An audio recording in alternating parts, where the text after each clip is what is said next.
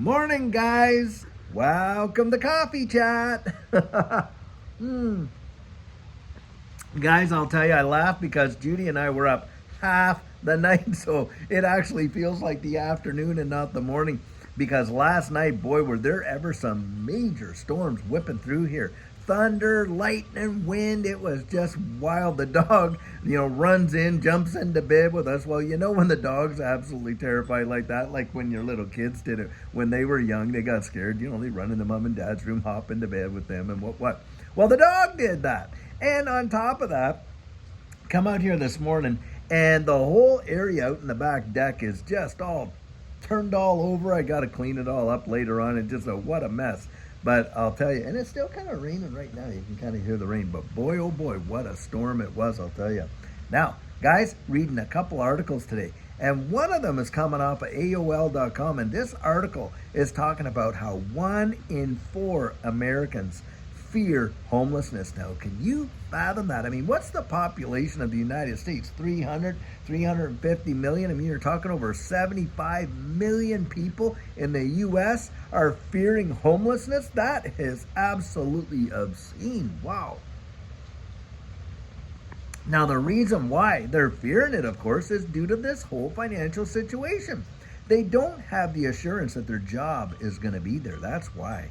And they're so tight already with basically using up every line of credit they've got. Every credit card they have is practically maxed. They're defaulting on their payments and this and this and that. The wolf is literally at the proverbial door. And, you got these people up there in Washington saying, oh, no, we got the whole thing under control.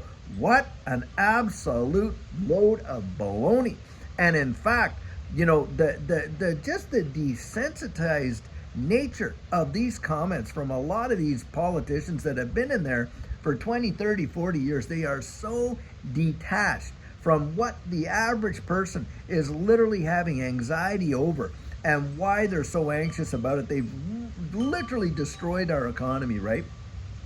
And they are creating inflation like crazy. You got the Fed and the Treasury both in on it, and they're just creating a situation where people are going to have to beg for the government to come and be their rescuer. Can you imagine that?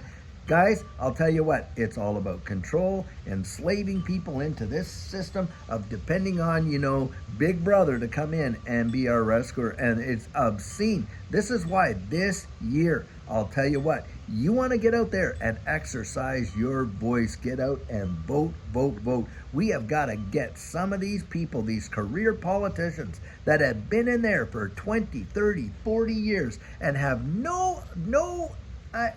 basically no willingness to really stand up and actually protect the people. What they've done is they've catered to all these various lobbying groups and all this and this and that, putting forth an agenda that is literally causing people's lives to be destroyed. Now, think about this too. You got Sunak over there in the UK. Now, he's come out and put on his platform, look, he gets elected again. What are they going to do? Well, he's going to bring in mandatory conscription, right? I mean, it used to be for the longest time here that we have been able to build up the love of country and the patriotism, where people will volunteer to build a career in the military. But nope, we're going to have mandatory. And I read another article where Europe is on the road of doing that themselves, the EU, bringing in mandatory conscription. Well, have you ever thought, why do they need mandatory conscription? Now, listen, I am not against serving your country because I served my country. I'm a veteran myself and back in the day. Anyway, the point is this, spent time in the military and whatever. But the point I want to make is this.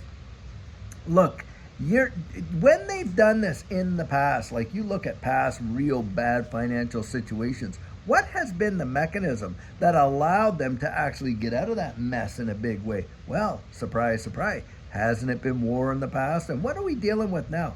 We're dealing with all these propped up conflicts and this and this and that. And I think a lot of us are looking at it and saying, hey, seems like there's some agenda here with what's been going on and on and on and on.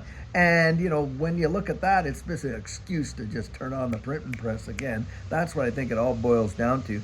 And this is where I think, we got to get out there and say enough is enough. Why should our sons and daughters be used like cannon fodder to clean up their financial messes? That's what I am totally against that. And I am not against, hey, defending the cause of liberty. That is for sure. Defending the cause of liberty and fighting for your freedom and, of course, to free those who are enslaved. There is a time for war and there's a time for peace, right?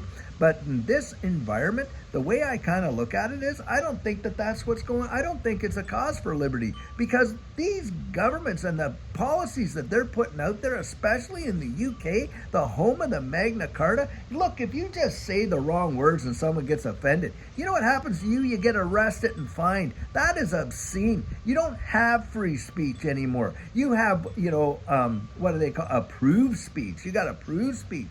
We're not talking about people having hate speech either. We're not talking about hate speech. Nope, you can literally say something. And in fact, up in Canada, if somebody thinks that you might say something to offend them, you can be investigated before. And what, the thought police are coming around? It is getting to the point of utter ridiculousness, guys. And this is where we got to claw back our liberty. We got to fulfill the tenets of the Constitution for which these countries were absolutely set up. Of course, the United States, but the UK has one as well, and so does Canada. They have constitutions that literally are out there to protect the liberty and free thinking conscience of people. But you have people in power that don't want you to have an opinion, or they don't want you to have your own opinion. And this is where we have just got to say enough is enough. Enough is enough. There's enough hurting people in the world right now, and that these guys are accountable for. Don't tell me that they did not look down the road, these economists, when all of this was going down, with all this deal over here, and they didn't understand what the results were going to be. Sure they did. They knew absolutely right well what it was going to be. And as far as I'm concerned, just a consolidation of power, just a consolidation of control. As Justin Trudeau said, their pre-pandemic agenda, exactly what it was. And they could use that, and like they say, or who was it? Was it Rahm Emanuel, I think, that came out and said that? Never let a good crisis go to waste, or something like that while he was there. That's exactly what's going on. And it is just crazy. Now, the same people, think about this in this digital asset space. The same people that literally for years were poo-pooing Bitcoin, Ethereum, this digital asset space, on and on and on. Boy, are they lapping it up like no tomorrow. Getting out there, pumping up their ETFs, on and on and on, taking absolute control of this digital asset space. Guys, it's because it was all in the plan from the very beginning. They could see down the road, and that's how they do it. They just talk down these things, try to keep people afraid of it, FUD it to the nth degree while they load up like no tomorrow, which is exactly what they had done. And this is exactly the same kind of modus operandi that we're seeing in the rest of the economy. They are doing it with intention. Don't think that there's not some sort of a plan afoot, that these people are that kind of oblivious. Oh, well, we're just reacting to what happens. That is hogwash. They are not reacting to what just happens. They've had people advising them. They know very well, economists had come out and said, listen, you do this, this is going to be the result. They had that information. They went ahead with it anyway.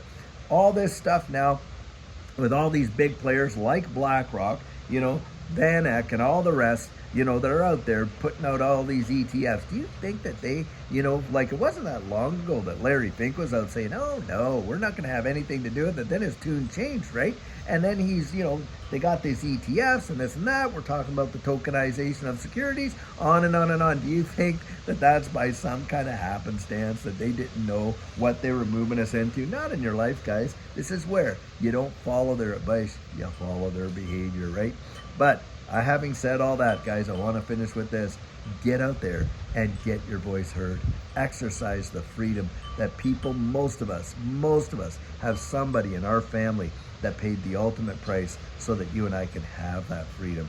Get out there, exercise it. Don't let it go to waste, and get out and vote your conscience. That's what I would encourage you to do. Well, guys, I'll tell you what, until later on today when we have a fabulous video for you, have a great one and take care.